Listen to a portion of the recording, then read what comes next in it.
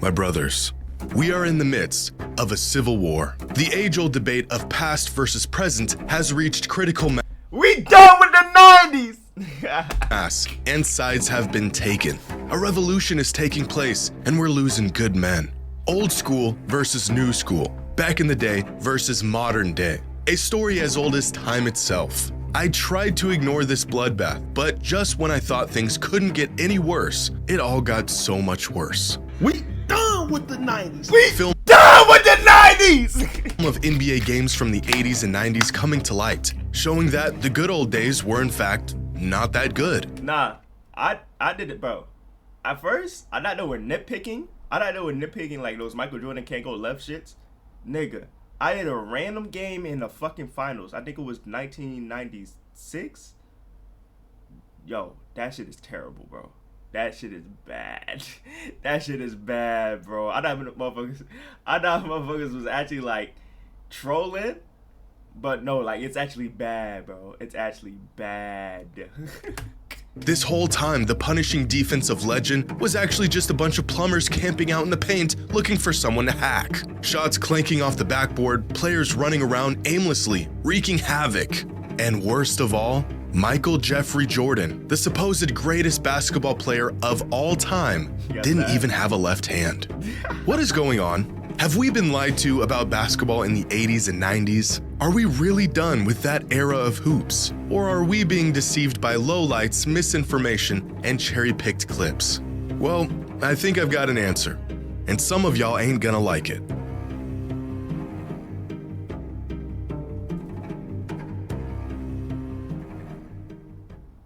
Today's video is sponsored by We done with the 90s. We done with the 90s! 5 simple words that have completely divided fans of the NBA. I've seen well-thought-out video essays, hard-hitting analysis, testimonies from past and present players talking about their experience in the league and how it's changed over the years. And none of those things managed to do what these 5 simple words have done in just a week. Soon enough, the clips came rolling in of players from that era dribbling off their feet, throwing up air balls, and putting together moves that you might see at your local high school's JV game. So, for whatever it's worth, here is my long-winded take on this whole discussion.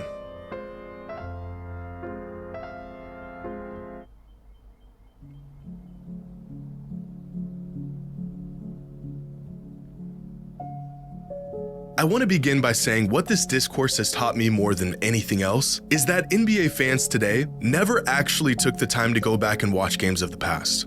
Brothers, I have been harping on this for years, begging for fans of the game, whether you are new or have been watching for years, to just go back and watch full games. Not highlights, not clips, full-length games of eras from the past. And after seeing this discussion devolve into where it is today, it is clear to me that most people never take the time. I'm seeing countless fans have this sort of awakening as they're watching films of these old games as if the footage was buried or lost and it's finally being unearthed for the world to see. It's been right here on YouTube for the past 15 years. You mean to tell me the same fans who chime in with a full-blown thesis on the GOAT debate never spared the time to even watch the games they were referring to? I guess that does explain a lot.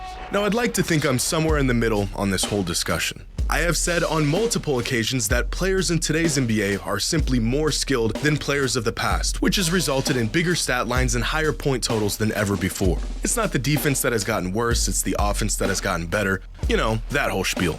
But I also have an appreciation for the greats that came before and how incredible some players of past eras were. In fact, I almost feel like I'm hallucinating seeing this 90s basketball slander campaign unfold in front of my eyes. It feels like everyone's perception on the age-old debate changed literally overnight. I know that's not the case, but after seeing— He did though. I did the dude from TikTok, we done with the 90s! After he did that joke, bro, I think it just awakened like a lot of people would just like mind to like watch old games to see, and people are not liking it, bro. People are not liking it, so they pushing that whole campaign. We done with the 90s. How I feel about it? I feel like I agree with Xllout with the point to where it's like people of the day are just better, like more skilled. able to do way more than people of the past. It's always gonna be like that. As people grow up, the next generation is gonna be more skilled than us. You feel me? We're gonna be like the ones acting like the old heads and shit like that. It's gonna happen, but when you look back in those games, my nigga, that shit is nasty as fuck. And even then, like, even today, like, you can watch some games and, like, pick, like, 2-3 plays that are just, like, nasty as fuck. But with, back in the day, that shit was insane, bro. I'm not gonna lie, that junk was bad. All of this play out, it sure feels that way. But today, I'm not just gonna show you some cherry-picked clips or unhinge this narrative even further. I'm gonna show you real film, real data, and proof of how we might actually be done with the 80s and 90s. And of course, if Michael Jordan really had no left hand. Spoiler, he did.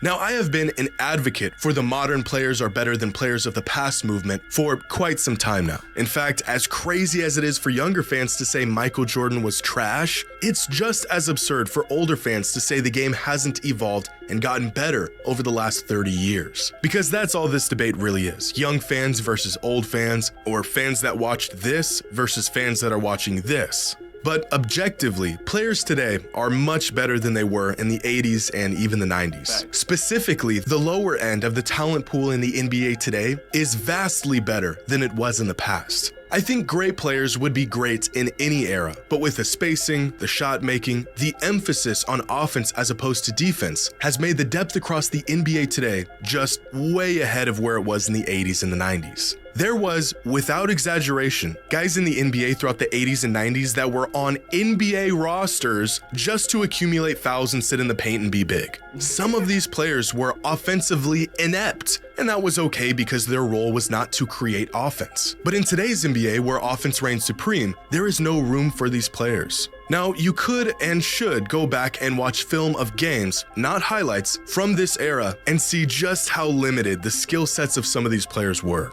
The shot making, for the most part, was limited to set jumpers, slashers coming downhill for layups, and big men trying to muscle their way to a bucket down low in the midst of what appears to be a wrestling match. Catch a player off guard with the double team, and they immediately pick up their dribble. Simple things like guards turning their back to the basket 20 feet out instead of creating space off the dribble. Even players looking down at the ball while trying to get out on a fast break was very common in this era. And these aren't lowlights or cherry-picked incidences. This is just what the game looked like 35 years ago. But even without film, nearly every metric suggests modern players are more capable of players in the past. Free throw percentage was worse, three-point percentage was worse, turnover percentage was higher, they used to shoot more free throws but still ended up with far less points.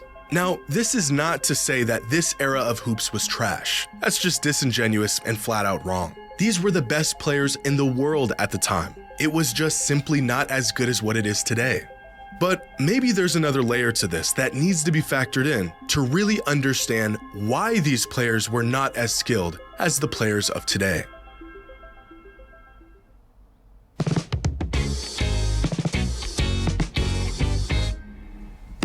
Now, despite this being a very relevant topic for years, the idea of rule changes and how these changes have affected the game still remain a mystery to some. Players were a product of their era and the rules of their era. The first step to discovering greats of the past is to watch film of them play. The next step is to gather and understand the context of the film you are watching. When you see a 6'9" Magic Johnson go flying down the court with what looks like kind of a stiff dribble, you may think the man has no bag.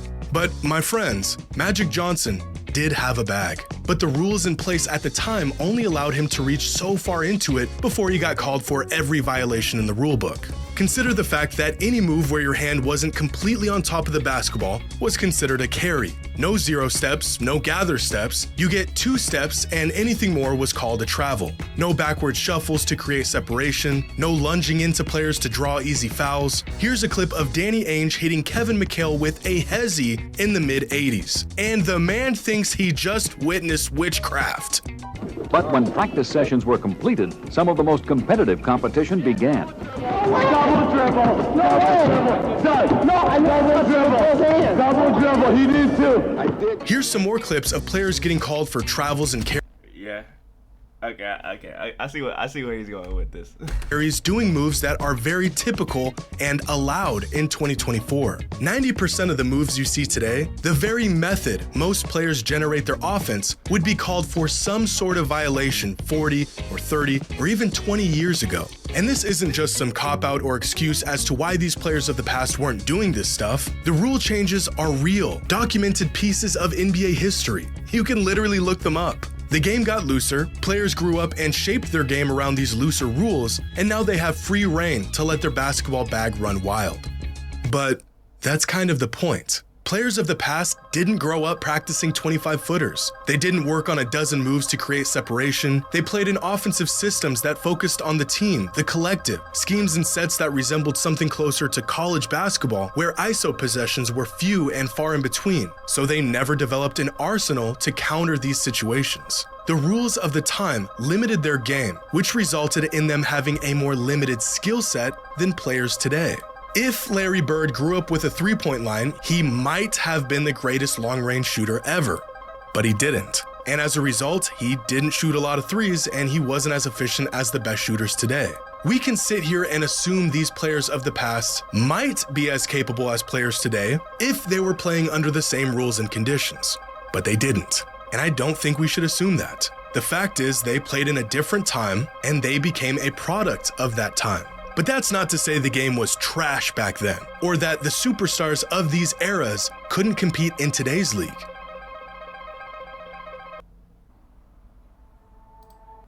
But if you take it at face value, they couldn't, bro. If they had the same skill set that they had in the 90s and 80s and took it to the modern game, they wouldn't be as good. I'm gonna stand on that. I'm not gonna lie. If they grew up with the certain rules of today, then yeah, maybe. But as they are now, or as they were in the 80s and 90s, and you just implant them in today's game, I don't think so. Now, as time goes by, I think it's easy to forget just how long ago 1980 was. 44 years ago, if my math is correct, which is in fact a very long time ago. In 1985, Magic Johnson won an NBA title, Larry Bird won the league MVP, and Michael Jordan won Rookie of the Year. That was 39 years ago from today, which is the same exact amount of time that has passed from that 1985 season to the year the NBA was founded in 1946. Look at these clips. Do you think these players could compete with the likes of Bird, Magic, and Jordan? Let me answer that for you. No. But take the best players of the 80s and 90s, and could they compete in today's league?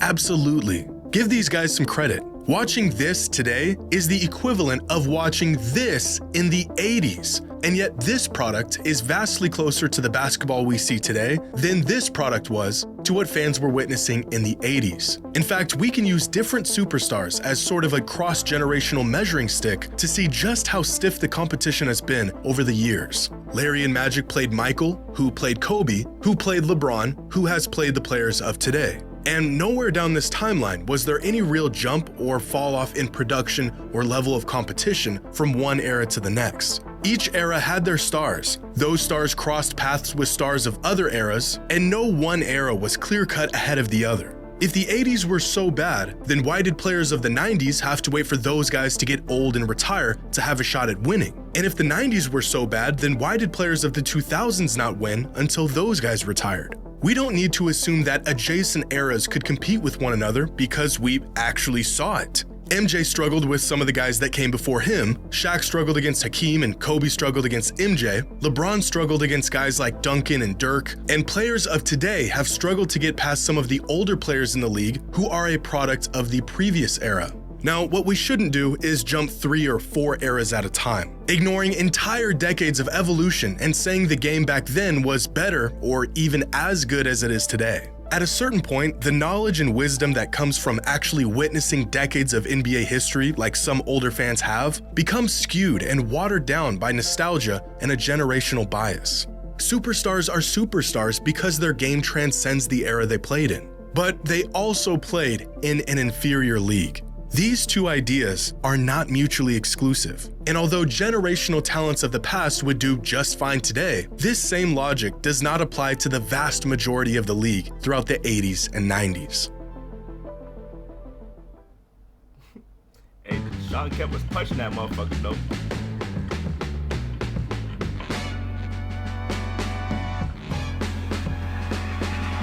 So if the 80s were inferior to today's league and the 90s were inferior as well, when did the NBA become not trash? 2005. Well, it depends on how you look at it.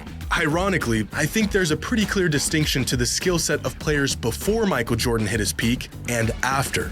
For example, the early 90s and late 90s, although being in the same decade, were massively different in play style and skill set. Think for a second about the fact that Magic Johnson was still in his prime in the early 90s, and Allen Iverson was entering his prime in the late 90s. In less than 10 years, basketball became a massively different game. By the late 90s, the players who grew up watching Jordan fly through the air and slice up defenses were in the league and were reshaping the role that perimeter players played. Guys like Kobe Bryant, Allen Iverson, Ray Allen, Stephon Marbury, Grant Hill, Tracy McGrady, Vince Carter. All these guys came into the league around the same time and were products of what they saw MJ do throughout his career. Players with a skill set that more closely resembles what we see today than it did to the skill sets of players of the 80s and even early 90s. This is where I think most fans might make the distinction of when the league really took a leap, not in competitiveness, but rather play style. You can go back and watch these guys play, and it's not too different than watching an NBA game today.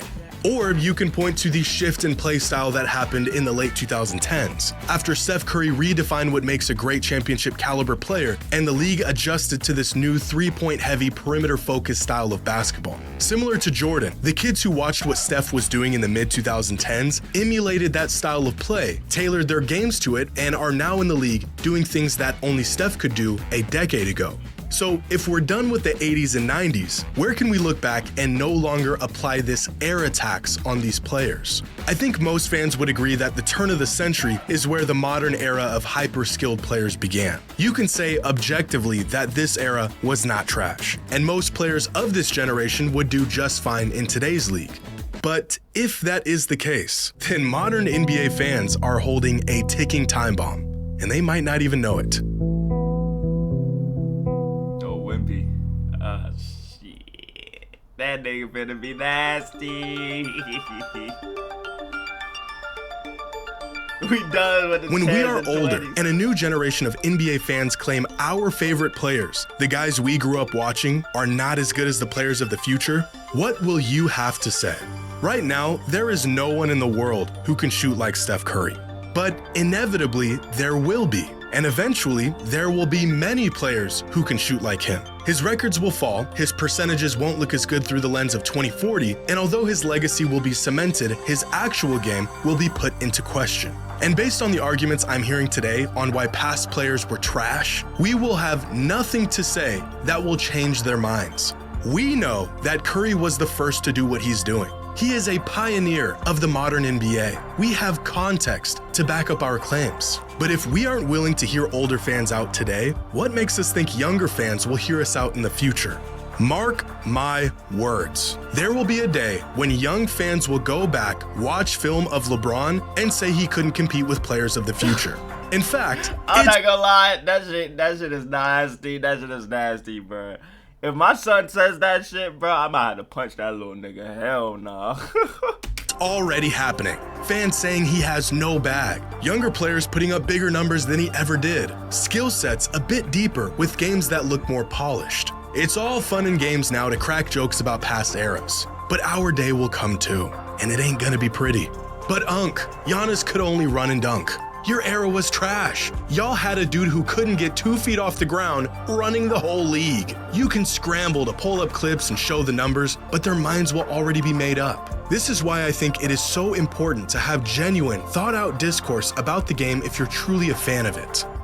But to all of the older fans out there, you kinda started this whole thing. For years, we heard y'all badmouth modern players, saying the league is soft, players today couldn't compete back then. Back in my day, real men played the game. Y'all cannot be mad that some fans are done with the 80s and 90s when y'all never even gave modern basketball a chance. Sure, a lot of fans never took the time to go back and watch the greats of the past, but let's be honest for a second. Older fans don't watch games today. They catch a stray clip on Facebook of LeBron flopping, and like an echo chamber of disgruntled old men, they just start firing away in the comments, agreeing with one another. Y'all asked for this. I've been watching the NBA since the mid-2000s. Kobe, D-Wade, McGrady, Iverson, Shaq, Nash, those were my guys. But I can acknowledge those greats and say they were incredible while also acknowledging that that version of the NBA as a whole was not as refined or as good as it is today. Now, will I be able to make that distinction in 20 years when some snot-nosed brat tells me my glorious king was trash? I'm not so sure.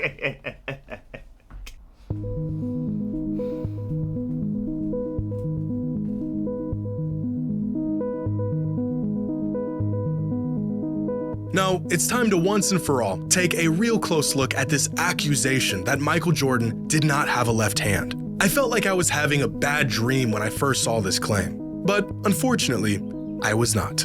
I feel like no one actually believes this. This is just some high-level trolling. But in an effort to stop this nonsense from spreading any further, I have no choice but to take these accusations seriously. So I selected 8 random games ranging from Michael Jordan's rookie season all the way up to the mid-90s, and play by play gathered all of his possessions throughout these games, charted when he went to his right, when he went to his left, and what those possessions resulted in. And here is what I found. Jordan made a move with his left hand or his right hand 227 times. Of those 227 moves, 121 of them were with his right hand and 106 of them were with his left hand. Of the 121 right-handed moves, he passed up or got fouled on 54 of them, so I didn't bother charting those. 65 of these moves resulted in a shot, in which he made 63% of them and only turned the ball over 2 times. Now, moves that he made with his left hand resulted in a pass or him getting fouled 45 times, while 55 of these left-handed moves ended up in a shot,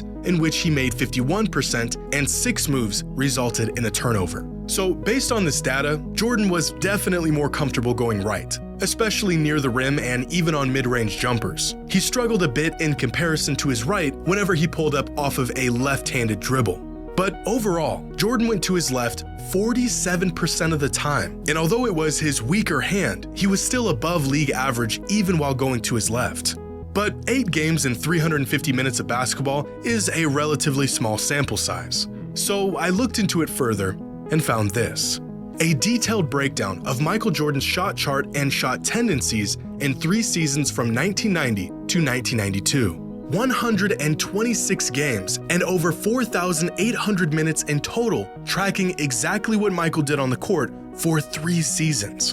And here's what the data shows. In total, Michael made 1,074 moves in isolation, going either to his right or to his left hand. 48% of those moves were with his right hand, and 52% of those moves were with his left hand. When going to the right, Michael shot 61.7% on 410 shots with 15 turnovers, resulting in 1.38 points per possession. When going to his left, Michael shot 61.3% on 421 shots with 36 turnovers, resulting in 1.31 points per possession. So even with a much larger sample size, Michael not only had a left hand, he went to it just as often as he went to his right and was nearly as proficient with his left as he was with his right. Now, for some context, throughout this 3-year span, Michael made on average 4.4 left-handed isolation moves, or in this case, isolation possessions, that resulted in 1.31 points per possession. Now, here are some prolific scorers from this season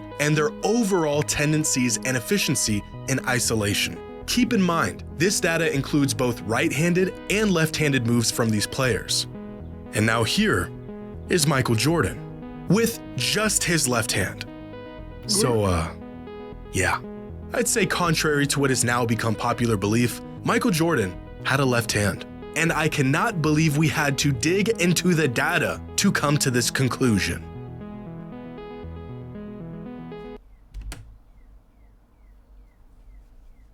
We still done with the 90s. Oh.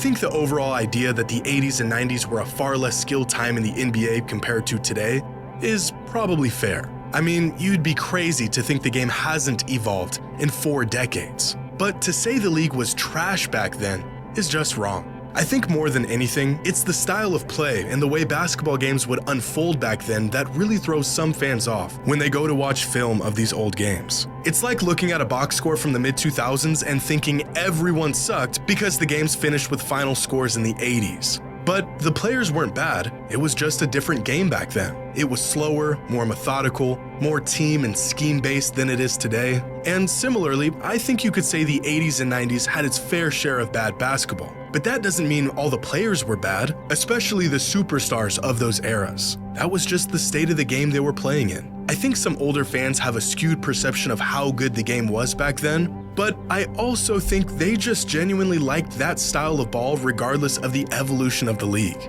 In 20 years, there could be a dozen players around the league that shoot like Steph Curry, but I doubt we will hold the same appreciation and affinity for those players as we did to the guy who pioneered this style of play and did it during the good old days. In the 90s, no one looked back at how the league was in the 60s claiming it was better. And so realistically, we shouldn't be looking back at the 80s and 90s claiming the league was superior than it is today, or even just as good for that matter.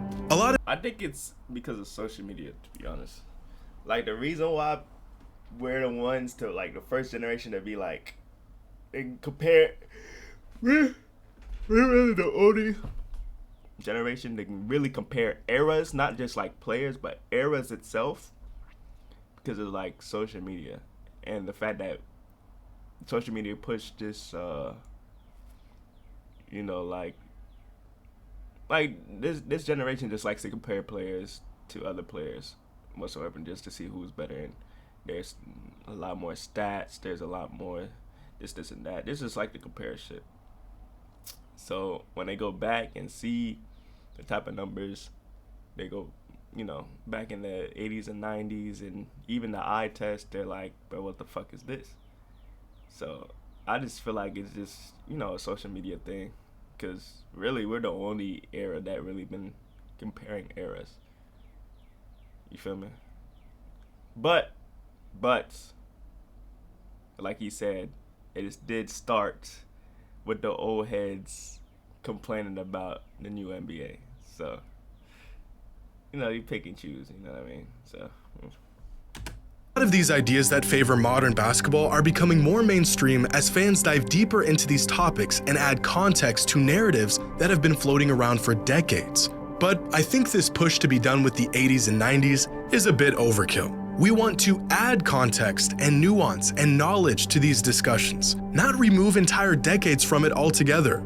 Sadly, I don't think any of this has or will change anyone's mind. This revolt against old school ball was either confirmation of what you already thought, or this entire discussion is just blasphemy to you. Are we done with the 80s and 90s? Maybe, but for the sake of the game and the greats that paved the way, I sure hope not. do I want to be ignorant?